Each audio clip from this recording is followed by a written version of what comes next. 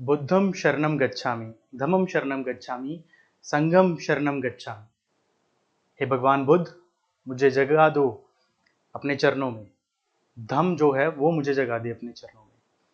संगमा जो है वो मुझे जगह दे अपने चरणों में। दुनिया के सबसे पीसफुल रिलीजन की बात हम कर रहे हैं। हम बात कर रहे हैं बुद्धिज्म की। तो कहने के लिए बुद्धिज्म की शुरुआत 5वीं और 6ठी शताब्दी के बीच हुई। यहाँ इस शुरुआत की बात की जाए तो भगवान बुद्ध, इनके श्लोक, इनकी कही गई बातें और वो रिलीजन जो इनकी बातों से शुरू हुआ, वो पीस की थ्योरी जो भगवान बुद्ध ने स्टार्ट की, उसकी शुरुआत उस सामाजिक वातावरण में ही होती है जिसमें आज भी हम और आप जी रहे हैं।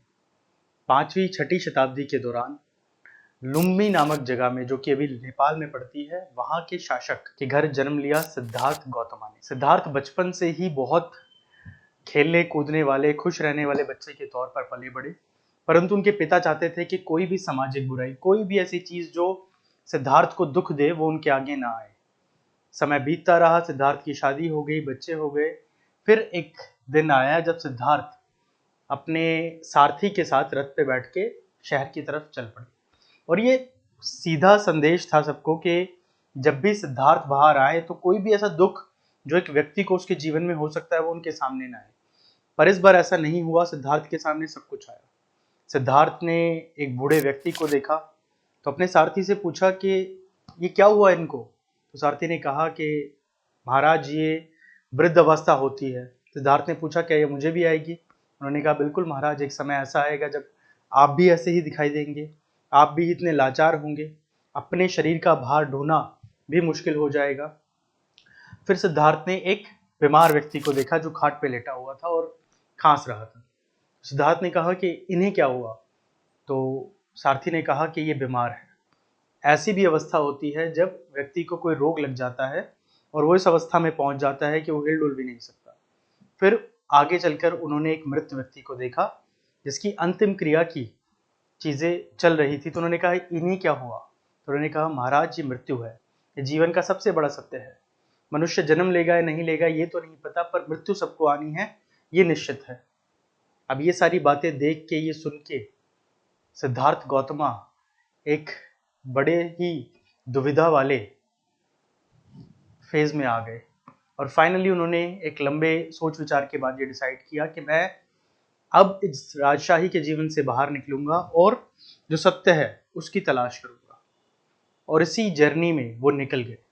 बहुत से उतार चढ़ाव आए और फाइनली वो एक पेड़ के नीचे बैठे और एक लंबी तपस्या के बाद उस एक अवस्था को हासिल किया जिसको आप धरती पे रहते हुए मोक्ष कह सकते हैं। सारी सिद्धियां, सारा ज्ञान प्राप्त कर लिया और उसके बाद ये पीस का जो मैसेज था, ये शांति का जो संदेश था, उन्होंने फैलाना शुरू किया।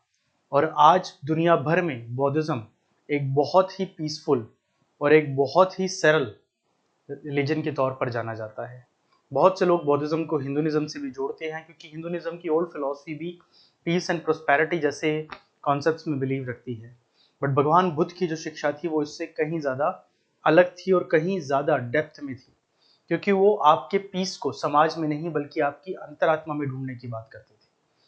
सम्राट अशोका जो थे वो भगवान बुद्ध के ही एक फॉलोवर थे और कलिंग के युद्ध के बाद उन्होंने बौद्ध धर्म को एशिया में जगह जगह फैलाया और आज पूरी दुनिया में ही बौद्धिज्म एक बहुत प्रचलित धर्म के तौर पर जाना जाता है। और आज की वीडियो में हम बौद्धिज्म से जुड़ी जो पॉलिटिकल फिलॉसफी है उसकी बात करेंगे। और इस पॉलिटिकल फिलॉसफी को जब हम समझेंगे, सुनेंगे, तो एक शब्द हमारे सामने आता है, अग्नसुता। सुता बेसिकली यहाँ पर एक तरह से आप कह सकते हैं कि रिलीजियस टेक्स्ट हैं जो कि बौद्धिज्म से जुड़े हैं, जहाँ पर यह डिस्कस किया जाता है कि किंग कैसा हो, किंग की क्वालिटीज़ कैसे हों, किंग को किस तरह से राज्य को चलाना चाहिए। उन्हीं सारे पॉइंट्स पे आज हम डिस्कशन करने जा रहे हैं। और बौद्धिज्म के जो बेसिक फिलोसफिकल पॉइंट है, चाहे वो सब्जेक्ट नॉलेज की बात करूं या एग्जाम पॉइंट ऑफ व्यू से बात करें, दोनों ही चीज़ों पे हम लोग फोकस करेंगे। सबसे पहली स्टेटमेंट हमारी इस बात की ओर इशारा करती है कि बौद्धिज्म है क्या। Buddhism is commonly viewed as a both religious and philosophical concept. जी हाँ, धार्मिक भी है और चिंतन का विषय भी है, बहुत बड़े तौर पर दार्शनिकता को भी दिखाता है। Yet it is equally focused on both everyday aspects of existence and the spiritual dimension beyond the known world। अब यहाँ पर दो चीजें समझने की जरूरत है। आप किसी भी पॉलिटिकल फिलॉसफी को जब पढ़ते हैं तो उसकी ओरिजिन की एक शुरुआत है कि वो कहाँ से निकल कर आ रही है, किस तरह आ रही है। तो भगवान बुद्ध ने भी जिस जिस पर्टिकुलर कॉन्सेप्ट की यहाँ पर बात करी अग्नसुता के अंदर, उसका भी एक ओरिजिन था, हम उसको भी समझेंगे। अब यहाँ पर अग्नसुता को लेके अलग अलग टाइम पर फिलोसफर्स अलग अलग बात करते हैं, बट यहाँ पर एक फिलोसफर जिन्होंने बुद्धिज्म के ऊपर 100+ राइटिंग्स को लिखा है, BL लॉ, उन्होंने अपनी एक किताब दी पाली लिटरेचर के अंदर ये क्लियरली मेंशन किया कि बुद्धिज्म को आप जब पढ़ रहे हैं, समझ रहे हैं, उसके कॉन्सेप्ट्स को पढ़ रहे हैं, तो उसमें आप साइंस को ढूंढने की कोशिश ना करें। साइंटिफिक एक्सपीरियंसेस जो हैं, साइंटिफिक डिस्कवरीज जो हैं, मेथड जो हैं, वो अलग है, और बुद्धिज्म का कॉन्सेप्ट बिल्कुल अलग है। अगर उसको आप एक फिलॉसफी की तरह समझें तो उसकी प्रैक्टिकलिटी आपको अपने आप समझ में आने लग जाएगी। दयास दिविस जो थे, इन्होंने सबसे पहले ट्रांसलेट किया था अग्नसुता को, और अग्नसुता को इन्होंने इंग्लिश में ट्रांसलेट किया था। He said that the story of Agnasutta is really scientific. It is more scientific than the Hindu stories. There are a lot of spiritual, philosophical stories which exist in Hinduism and all the religion in the world. यहाँ पर particularly context ये है कि बहुत सारी ऐसी story हैं जिनका कोई साइंटिफिक आधार नहीं समझ में आता, बट जब पर्टिकुलरली रियाज डेविस जो हैं डिस्कस करते हैं अग्नसुता को, तो वो कहते हैं कि भाई मुझे ये बहुत साइंटिफिक लगती है as compare to the existing text. The collected Buddhist scriptures also known as the Tipitakas, जो स्क्रिप्चर्स हैं बुद्धिज्म के अंदर, तिपिकास के नाम से उनको जाना जाता है, और पाली लैंग्वेज जो है इसके अंदर इनको लिखा गया है। त्रिपिका की बात की जाए तो संस्कृत के अंदर भी अवेलेबल है, और थ्री बास्केट इनको इंग्लिश में कहा जाता है, which is basically 3 different parts. सबसे पहले आती है Vinaya Pitaka, which is known as the basket of disciplines, Sutta Pitaka basket of discourse, Abhidhamma Pitaka basket of special doctrines. अब हर रिलीजियस टेक्स्ट में कुछ डॉक्ट्रिन्स की बात होती है, और ऐसे ही डॉक्ट्रिन्स दिए गए हैं पर्टिकुलरली यहाँ पर भी बौद्धिज्म में भी। अब यहाँ पर देयर आर 5 निकायास, 5 निकायास की बात की गई है। The Sutta Pitaka among the which first is Dirgha Nikaya. दीर्घ निकाया, दिग्घ निकाया कई जगह लिखा रहता है अलग अलग। दिग्घ निकाया को बेसिकली आप लॉन्ग डिस्कोर्स के तौर पर जान सकते हो, एक बहुत बड़े तौर पर लिखा गया टेक्स्ट जो है उसके तौर पर हम जान सकते हैं। Meaning a long discourse which has a 34 part, 34 अलग अलग हिस्से हैं इसके, 34 पार्ट्स हैं, जिसका 27th पार्ट जो है it is known as the basically Agganna Sutta. Agganna Sutta कहा जाता है 27th पार्ट को। In Dirghanikaya talk about the origin of life, family, society and the state. अब अगर इन 4 कॉन्सेप्ट्स की मैं बात करूं, उसको बड़े ध्यान से आप समझिए। ये 4 कॉन्सेप्ट हम क्या क्या कह रहे हैं? स्टेट की बात हो रही है, राज्य की बात हो रही है, ओरिजिन ऑफ लाइफ की बात हो रही है, फैमिली की बात हो रही है, और सोसाइटी की बात हो रही है। अब जब ये 4 कॉन्सेप्ट्स को आप पढ़ेंगे या इनके बारे में सुनेंगे तो सीधा आपके दिमाग में क्लिक करेगा कि अरे तो वेस्टर्न पॉलिटिकल थॉट में भी ये सब डिस्कस होता है ना। बट यहाँ वेस्टर्न पॉलिटिकल थॉट के ओरिजिन से कई हजार साल पहले ये बातें हो रही थी। क्लियर? तो ये बताता है कि हमारे जो रिलीजियस टेक्स्ट हैं उनके अंदर जो कॉन्सेप्ट दिए गए हैं वो मॉडर्न फिलॉसफी से कितने ज्यादा समय पहले भी एग्जिस्ट करते थे और उतनी एक्यूरेसी के साथ चीजों को डिस्कस किया करते थे। अब यहां देखिए क्या स्टोरी है अग्नसुता की, उस पर बात कर लेते हैं। सबसे पहले अग्नसुता स्टोरी बेसिकली एक छोटा सा पूरा लाइनअप है जिसमें 2 लोग जो कि ब्राह्मण कम्युनिटी से आते हैं,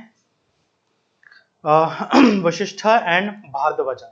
ये 2 लोग जो हैं ब्राह्मण कम्युनिटी से आते हैं और ये जो मॉन्क्स हैं उनके साथ रहते हैं। They want to become a monks.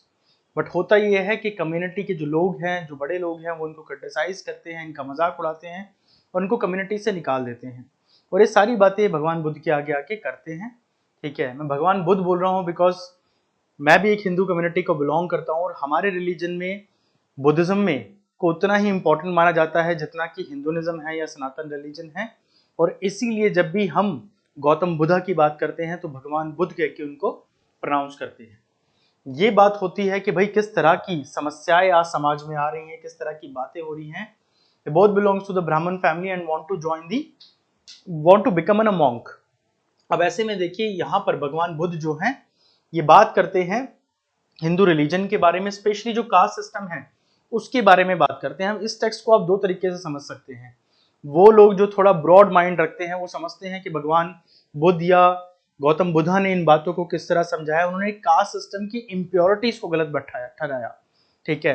But मैं कई बार देखता हूं कि लोग जब इस पर्टिकुलर टॉपिक को डिस्कस करते हैं तो वो पूरे हिंदू रिलीजन को क्रिटिसाइज करने लग जाते हैं, कास्ट कम्युनिटी सिस्टम को क्रिटिसाइज करते हैं, रिलीजियस टेक्स्ट जो है हिंदुइज्म के उसको क्रिटिसाइज करते हैं, but that is not the right way. हम यहाँ बात कर रहे हैं सिर्फ उस एक सिस्टम की जो उस समय में जिस समय में गौतम बुद्धा थे उस समय में बहुत ज्यादा, पर्टिकुलरली अगर बात की जाए तो बहुत नेगेटिव सेंस में भी प्रैक्टिस किया जाता था। तो ये नरेट करते हैं, स्टोरी को बताते हैं और हर एक एक्सपेक्ट के ऊपर फोकस करते हैं, चाहे वो साइकोलॉजिकल है या सोशल या बायोलॉजिकल फैक्टर है, उन सब के ऊपर ही बात करते हैं। It is very similar to the state of nature, जो कि डिस्कस किया है हमने हॉब्स, लॉक और रूजो जैसे जो फिलोसोफर हैं उनकी बातों में भी इन सब चीजों को हमने डिस्कस किया है कि क्या स्टेट ऑफ नेचर की अवस्था थी, उससे आप बाहर कैसे आए। तो यहाँ पर भी गौतम बुद्धा इन सब चीजों की बात करते हैं और अग्नसुता पर्टिकुलरली जो टेक्स्ट है इस चीज में बड़ा इंपॉर्टेंट हो जाता है। अब यहाँ पर बुद्धिज्म के अंदर हम एक थ्योरी के ऊपर बात करते हैं which is basically known as the theory of kingship, जो राजा का सिद्धांत है कि भाई राजा कहां से आया, थ्योरी ऑफ ग्रेट इलेक्ट, ठीक है। महास्मता इसको बोला जाता है। महास्मता इज बेसिकली एक ऐसे राजा की संकल्पना है जो कि जिस तरह से द प्रिंस का एक किंग है, बट वो जिस तरह से क्रूल है, ब्रूटल है, यहाँ वो ब्रूटैलिटी नहीं है, बट एक कहते हैं एक प्रिय राजा, एक लोकप्रिय राजा जो है उसकी बात हो रही है। दिग्निकाया हैज प्रोजेक्टेड, अब यहाँ पर्टिकुलरली जो टेक्स्ट है Dighanikaya has projected that when greed, selfishness and theft appeared, in order to maintain the social order, people assembled and agreed to choose a chief of maintain the social order, judicially inflict punishment. In return, they will committed to share a part of their paddy. Thus arose the institution of kingship, where the king was chosen by the whole people. अब ये समझने की कोशिश है कि हम Thomas Hobbes को जब पढ़ते हैं मॉडर्न थॉट्स के अंदर, वेस्टर्न पॉलिटिकल थॉट के अंदर, तो वो एक सॉवरन की बात करते हैं, एक संप्रभु की बात करते हैं। अब थॉमस हॉब्स के पैदा होने से हजारों साल पहले यहां पर आप देखिए महास्मता का जो कॉन्सेप्ट है वो क्या कह रहा है, वो बता रहा है कि किस तरीके से चीजें हुई। अब यहां पर बौद्धिज्म में अंगसुता जो है, अग्नसुता की जो आउटलाइन है जहां से शुरुआत हो रही है उसमें कहा जाता है कि भाई एक समय था जब सिर्फ पानी पानी था, there is a total darkness, there is a water only. तब पहला प्लांट सामने आया, ठीक है, जो था मशरूम का पौधा। फिर धीरे धीरे जीवन ने उत्पत्ति लेनी शुरू करी, मानव जीवन सामने आया, मनुष्य बने, और उसके बाद धीरे धीरे सोलर सिस्टम दिखने लगे, लोगों को विजिबल हो गए, ठीक है। इसके बाद धीरे धीरे समय बीतता गया, टाइम के साथ साथ इंसान चालाक बनता गया, उसके अंदर अच्छाइयाँ बुराइयाँ दोनों ने जन्म ले लिया, रंग भेद सारी समस्याएं जन्म लेती चली गई। और एक समय ऐसा आया जब हर जगह अंधकार सिर्फ प्राकृतिक तौर पर नहीं था बल्कि लोगों के मन में भी छा चुका था। ग्रीडीनेस बढ़ चुकी थी, लालच जो बढ़ चुका था, और एक तरह से स्वार्थ जो है वो बढ़ चुका था, चोरी चकारियां होने लगी थी, इस तरह की सिचुएशन पैदा हो गई थी। तब लोगों ने एक व्यक्ति को चुना, ठीक है, चूज किया, किसको, एक व्यक्ति को चूज किया, और ये जो व्यक्ति था उसको जिम्मेदारी दी गई कि भाई अब आप जो सोशल ऑर्डर है उसको हैंडल कीजिए, जो जुडिशियल ऑर्डर है उसको हैंडल कीजिए, पनिशमेंट एंड रिवॉर्ड्स को डिस्ट्रीब्यूट कीजिए, ठीक है, और आप अब हमें संभालिए, बदले में हम आपको क्या देंगे, हम आपको अपने अनाज का कुछ हिस्सा देंगे। इस तरह से किंगशिप जो है उसका ओरिजिन हुआ। अब मोस्टली पॉलिटिकल थ्योरी जब हम पढ़ते हैं, चाहे वो सोशल कॉन्ट्रैक्ट थ्योरी हो, वहां पे चाहे वो सरकार बनाने की बात हो या किसी सॉवरन को सत्ता देने की बात हो, हर जगह कॉन्सेप्ट इसी तरह का है। अब मैं ये नहीं कहूंगा कि वेस्टर्न पॉलिटिकल थिंकर्स ने यहाँ से कॉन्सेप्ट को चुराया, हो सकता है कि वेस्टर्न पॉलिटिकल फिलॉसफी में जो ट्रेसेस हमें मिलते हैं प्लेटो, एरिस्टोटल, उनसे पहले के समय में भी, उस समय भी किंगशिप की बात हुआ करती, तो हर जगह राजा बनने का जो तरीका रहा वो कुछ सिमिलैरिटीज आपको दिखाएगा। स्टेट की सॉवरेनिटी की बात ये करते हैं, संप्रभुता कहाँ होगी। Kingship is invariably associated with the possession of 7 precious James. अब बेसिकली ये जेम्स हैं क्या, जेम्स जो वर्ड है रत्नों की बात हो रही है, कि प्रेशियस रत्न हैं क्या, प्रेशियस जेम्स हैं क्या, ठीक है। अब क्या क्या 7 रत्नों की बात की गई है, बहुत इंपॉर्टेंट है, एग्जाम में इससे क्वेश्चन आते हैं। चक्र रत्ना व्हील ट्रेजर, हाथी Ratna elephant treasure, ash ratna horse treasure, Priyanka ratna counsellor treasure, itthi ratna woman treasure, mani ratna, precious gems, ghanapati ratna, people and taxation. अब आपसे जब एग्जाम में क्वेश्चन आए तो आप इन 7 रत्नों को याद रखिएगा। अब ये 7 जो फोल्ड है ना, ये बहुत जगह चलता है अलग अलग। आप मोस्टली इंडियन पॉलिटिकल थॉट्स में एंशिएंट पॉलिटिकल थॉट को मिलोगे, पढ़ोगे तो हर जगह ये 7 वाला कॉन्सेप्ट आपको समझ में आएगा। ठीक है, कहीं पे सप्तांगा थ्योरी है, कहीं पर 7 जो लिम्स हैं उनके ऊपर थ्योरीज दी गई है धर्मशास्त्र में, और इसी तरह से यहाँ पर सॉवरेनिटी के, संप्रभुता के 7 एलिमेंट्स की बात की गई है। तो ये 7 एलिमेंट्स यहाँ पर डिस्कस होते हैं। अब इन 7 एलिमेंट्स के बाद आता है कि बुद्धिज्म में स्टेट जो है उसको कॉन्स्टिट्यूट करने के लिए किन किन चीजों की जरूरत पड़ती है, क्या क्या चीजें मिलके बेसिकली स्टेट बना रहे हैं। तो सबसे पहले तो आ रहा है किंग, राजा जो है। इसी तरह से आप सप्तांगा थ्योरी में देखते हैं स्वामिन वर्ड आता है। टेरिटरी, रथा। ठीक है, टेरिटरी क्या है बेसिकली, टेरिटरी वो हिस्सा है जो किंग जिसके ऊपर अपना डोमिनेंस रखता है। यहां पर भी देखिए अलग अलग टर्म्स को दिया गया है। टेरिटोरियल ऑर्गेनाइजेशंस हैव सब डिविजन्स। विलेज है, गामा नाम दिया गया है। मार्केट टाउन्स है, निगमा नाम दिया गया है। कंट्री साइड है, जनपद नाम दिया गया है। सिटी है, नागरा नाम दिया गया है। फ्रंटियर है, पंचंता नाम दिया गया है। और ये कुछ समय तक ही एग्जिस्ट करते थे, फिर ये हट गए थे। फिर इसके अलावा first element to this king, second territory, third क्या है, मिनिस्टर्स एंड ब्यूरोक्रेसी। अमाका एंड परिसाजा, दो अलग अलग ऐसे डिपार्टमेंट जो बेसिकली रूल को, रेगुलेशंस को या बाकी चीजों को हैंडल कर रहे हैं। डायरेक्ट एक तरह से किंग के हाथ में है, बट ये उसकी साथ ही इस काम को करते हैं। फिर आता है आर्मी, आर्म फोर्सेस। बलम नाम दिया गया है, बल जो शब्द है उससे ये निकला है। अब इसको अगर मैं सप्तांगा थ्योरी से कनेक्ट करूं तो अमात्य आ गए, जनपदा आ गया, ठीक है, सॉरी स्वामी आ गया, जनपदा आ गया, अमात्याज आ गए और दंड आ गया। अब द ट्रेजरी, कोष, ठीक है, ये सप्तांगा थ्योरी में भी था। अलाइज, मित्रास, ठीक है, पीपल, क्लियर। यहां एक दुर्ग नहीं है जो कि बेसिकली सप्तांगा थ्योरी में था। पीपल में क्या था, मनुष्य। अब इसके भी 4 हिस्से दिए गए हैं इन्होंने, काथियाज हैं, ब्राह्मण्स हैं, हाउस होल्डर्स हैं, एसेटिक्स हैं। बेसिकली ये सारे वो लोग हैं जो कि अलग अलग, काथियाज जो वर्ड है बेसिकली, काथियाज आर लैंडलॉर्ड्स, जिनके पास पैसा है, लैंडलॉर्ड्स हैं बड़े बड़े। ठीक है, इस तरीके से इन्होंने अलग अलग बताया कि ये सारी चीजें मिलके जो हैं दे फॉर्म द स्टेट, राज्य का निर्माण करती हैं। स्टेट की एक तरह से ये 7 पिलर्स हैं या 7 एलिमेंट्स हैं जिनको आप कह सकते हो। अब इसके बाद हम लोग बात करते हैं अगले पॉइंट के ऊपर, और अगला पॉइंट हमारा डिस्कस करता है कि भाई बेसिकली देखिए, the survey of scattered reference from the kingship in the early Buddhist literature suggested a clear dichotomy of ideas into 2 opposed type of kingship. 2 अलग अलग तरह की किंगशिप हैं, अपोज हैं।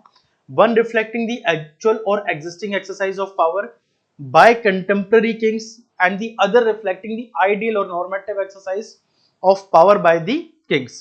2 तरह की अलग अलग विपरीत हैं एक दूसरे के। कैसे, एक तो बात कर रही है बेसिकली बुद्धिस्ट लिटरेचर में जो उस समय में राजा हुआ करते थे, कंटेम्पररी टाइम में जब गौतम बुद्धा थे उस समय में जो राजा हुआ करते थे उनकी बात कर रही हैं। दूसरी बात कर रही है कि आइडियल किंग कैसा होगा, ठीक है, आदर्श राजा कैसा होगा। We shall classify them as the actual king and the normative king and examine 2 ideas separately. Existing king क्या थे और कैसे हम चाहते हैं उसकी बात करते हैं, और उनको अलग अलग एग्जामिन भी कर सकते हैं। अब यहां देखिए, डेपोस्टिक kingship. During the time of Buddha, kingship had clearly deviated from the original sanctioned framework outlined in the Young Sutta, which established the king's roles as preserving social order based on the property and the family. Consequently, the exercise of power could be either legitimate, arbitrary, depending on to the individual inclination of the king. अब जो डेपोस्टिक king का concept है basically Buddha ji के time पर, वो एक ऐसे king की बात कर रहा है जिसके हाथ में सारी सत्ता, सारी ताकत, सारी शक्ति है, और वो सारे फैसले लेने के लिए पूरी तरह से एक तरह से फ्री है, किसी भी तरह का कोई उस पर दबाव नहीं है। वहीं दूसरी तरफ जो कॉन्सेप्ट है नॉर्मेटिव किंगशिप का, चक्रवर्ती धमिको या धर्मराज कहा जाता है। Buddhist political theory introduce the concept of just and moral king, just and a moral king. A dhamiko dharmaraj who would wield power according to the ethical norms ethical norms के द्वारा इसको शक्ति मिल रही है, जो नैतिक आधार पर कानून बनाए गए हैं। अनलाइक द एग्जिस्टिंग किंग, जैसे कि पहले उस समय में किंग एग्जिस्ट करते थे, ये depositing kingship, this dhammiko Dharmaraja was also envisioned as the Chakraborty.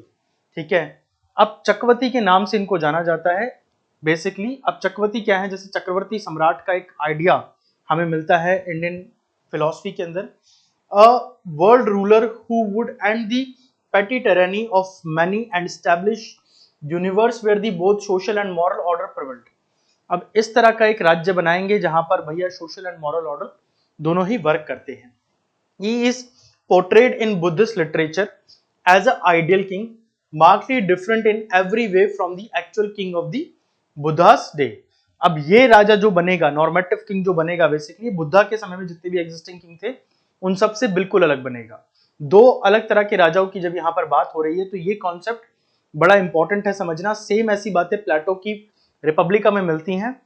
Existing order के खिलाफ वो बात करते हैं, कहते हैं एग्जिस्टिंग ऑर्डर से मैं सेटिस्फाइड नहीं हूं, मैं ऐसा आइडियल किंग चाहता हूं। ठीक है, बट ऑफ कोर्स वहां के किंग कैसे थे और किस तरह से काम किया करते थे उसके ऊपर आपको अपोलॉजी में पढ़ने को मिलेगा, जो सोक्रेटिस की डेथ के ऊपर लिखी हुई थी अपोलॉजी। उसमें प्लेटो ये सब बताते हैं कि उस समय के किंग कैसे थे या राजा कैसे हुआ करते थे, या जो रिपब्लिकन सिस्टम थे वो क्या थे। अब यहां पर देखिए the king's qualification according to the सुता, अग्ना सुता में जो किंग की क्वालिफिकेशन दी गई है, this is particularly person must have certain qualification for the king. He must be adripatra the most handsome, ठीक है, dashanatara the best favoured, pashadhikartra the most attractive, maheshakatra the most capable. अब ये चार क्वालिटीज जो है ना किंग की, कुछ इसी तरह की क्वालिटीज आपको अर्थशास्त्र में भी किंग की पढ़ने को मिलेंगी। अभी जो हैंडसम वर्ड है ये उसकी सुंदरता के लिए नहीं है, that actually simplifying the concept कि किंग जो है वो राजा लगना चाहिए। ही must B smart, he must be clever, he must B shine and glowing like अ ऐसा व्यक्ति जो सबसे अलग नजर आए, उस चीज को ये रिप्रेजेंट करता है।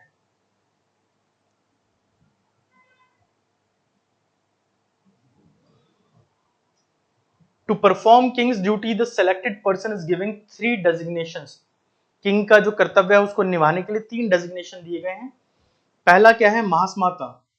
It is a person who was elected by the whole community anonymously, but in duel of Tibet it was honoured by many. कईयों के द्वारा इसको चुना गया है, होल कम्युनिटी का एक रिप्रेजेंटेशन ही करता है। So in Angasutta it was anonymously decision, but in Duala it was majority decision. जो द्वाला है ये बेसिकली तिब्बतियन जो एक तरह से आप कह सकते हैं ट्रांसलेशन है या टेक्स्ट है, उसके अंदर एक कहा गया है कथियाज आर बेसिकली लैंडलॉर्ड्स।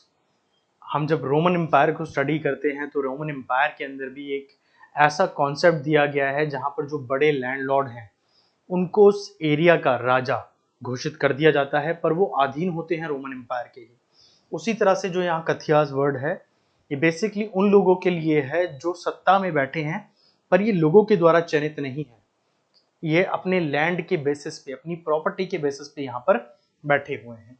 और इसी तरह से ये जो कॉन्सेप्ट है वो जब आगे बढ़ता है तो जो किंग वर्ड है वो हमारे सामने आता है, which is also called a raja, meaning he who delights other or he charm the others by the norms of what ought to be charmed. एक ऐसा व्यक्ति जो कि कानूनों में और इन सब चीजों में, जो कि एक समाज को और एक एक शक्तिशाली शासन को चला सकती है, उसको ना सिर्फ लेके आता है, उसमें बिलीव रखता है और उसके हिसाब से शासन करता है। अब जब हम पर्टिकुलरली अग्नसुता को पढ़ते हैं तो यहाँ जो पॉइंट्स दिए गए हैं, यहाँ जो चीजें डिस्कस की गई हैं, ये थ्योरी को कुछ इस तरह से समझाती है कि भाई जिस तरह से राजा एग्जिस्ट करते हैं ये आए हैं, ये वो राजा नहीं है जो भगवान के द्वारा अवतरित किए गए हैं। जब धर्मशास्त्र को हम पढ़ते हैं तो जो मनु है वो एक ऐसे राजा की संकल्पना पे बात करते हैं जो अवतरित है, भगवान का रूप है। बट यहाँ पर ऐसा नहीं है। यहाँ पर 3 टेक्स्ट की अगर मैं बात करूं, Agganna Sutta the kingship was man made, लोगों के द्वारा बनाई गई है, not created by God as indicated in Hindu tradition. Mahabharata Shanti Parva, यहाँ पर क्या है, ओरिजिन ऑफ किंगशिप जो है that is made by the God.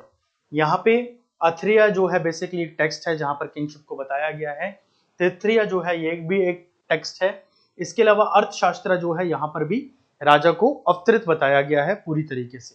तो इस वजह से जब हम बुद्धिज्म के कॉन्सेप्ट को इससे कंपेयर करते हैं तो वहां राजा मैन मेड है, लोगों के द्वारा बनाया गया। कुछ उसी तरह का राजा है जिस तरह से जॉन लॉक एक एक तरह से एक फेमस फॉर्म रिपब्लिकन फॉर्म को डिस्कस करते हैं। किस तरह से वो बोलते हैं कि लोगों के द्वारा वोटिंग के द्वारा चुना जाएगा राजा। These stories says that the kingship was created by God. In these three stories, it is clearly mentioned that the kingship was created by the God. अब ड्यूटीज की अगर मैं बात करूं तो मैंने पहले भी कहा था, दो टर्म्स यहाँ पर हैं, महावास्तु एंड धुलावा।